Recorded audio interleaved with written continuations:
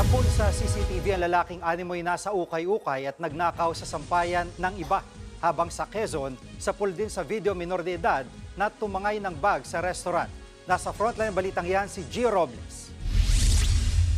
Sa kuhang ito ng CCTV sa isang restaurant sa Tayabas City, Quezon itong linggo, makikita ang isang binatilyong nakatayo sa likod ng sofa. Tila nagmamasid pa siya sa paligid.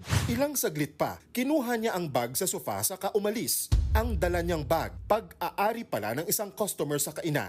Nagsumbong sa mga pulis ang may-ari ng ninakaw na bag, kaya agad nahuli ang kawatan na 17 taong gulang. Nabawi ang tinangay na bag at ang laman nitong 2,000 piso. Dinala ang binatilyo sa kustodiya ng DSWD.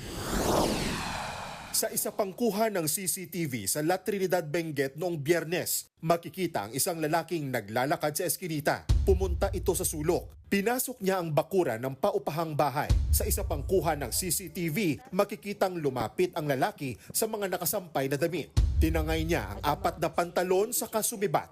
Ang mga ninakaw, pag-aari ng estudyante. Dati na rin daw siyang ninakawan ng sapatos noong Disyembre, kaya nagpalagay siya ng CCTV. Tukoy na ng pulisya ang pagkakakilanlan ng sospek na dati nang nasangkot sa pagnanakaw. Tinutugis na siya at nahaharap sa reklamong theft.